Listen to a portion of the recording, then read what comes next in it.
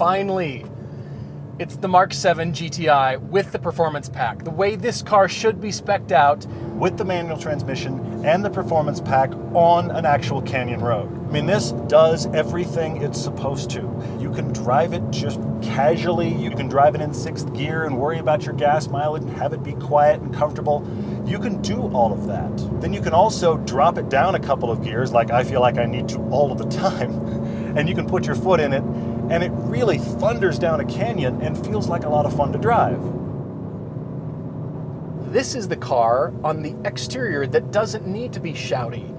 The Golf R certainly does, and far more than it is. In many ways, the GTI feels to me like the lower level 911. I don't mean in handling and dynamics. I just mean it's a car that's steadily refined, very buttoned down looking car, and it is a pretty high-end feeling interior, and something that has a nice upscale feel about it that a lot of people like.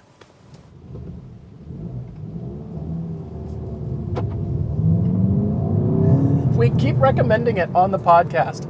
We keep talking ad nauseum endlessly. I'm sure you're sick of hearing us tell you about how good this car is. Let's talk about the elephant in the room question on the GTI. I hate to say it, but everybody I know that's owned one of these after about 60,000 miles, there's been a couple people that have been like, I've never had a problem. There have been a lot of them that can't keep it out of the shop. My friend lives in Munich. He and his wife, they're in Munich. His wife works in Wolfsburg for Volkswagen. We were talking about the perception that Americans have about Volkswagens, and that is, yep, buy it new or lease it new, get rid of it as soon as it hits 60,000 miles. And she can't understand this perception. Below 60,000 miles, these are great cars. Here's the best answer that I came away with, and that is service. They said, well, maybe it's the quality of service that you get in America that's preventing your car from being like new for the life of the car. As we discussed recently on our podcast with Michael Harley from AutoWeb, he suggested that the GTI is not a track car, and I agree. But here, on your favorite backcountry road, this car springs to life. Brakes on the performance pack are excellent.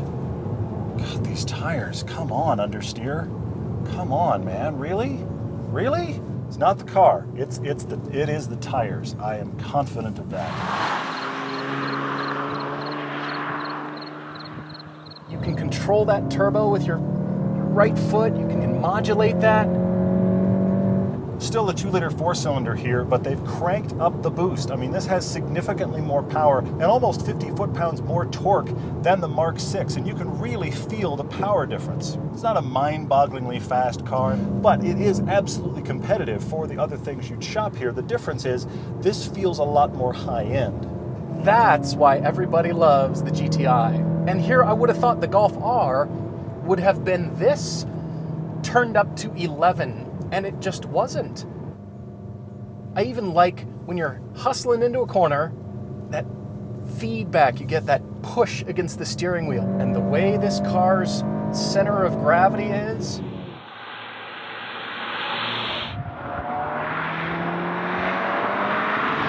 yeah, it's front wheel drive, but I'm not fighting it. And so I start to really wonder, do I need the extra 10 grand for the Golf R? But I have to say, this 6-speed manual gearbox, now I want one in the Golf R so badly because the throttle response is so much better. It's what I hoped for in that Golf R, and it's not even as powerful.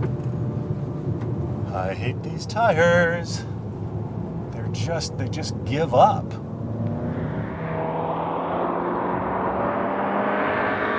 this is the car to get. The performance package, this car. I want this car. And yes, I like the golf ball, and yes, I like the plaid. There we go. There we go. Yeah, get your foot all the way in it, it wakes up.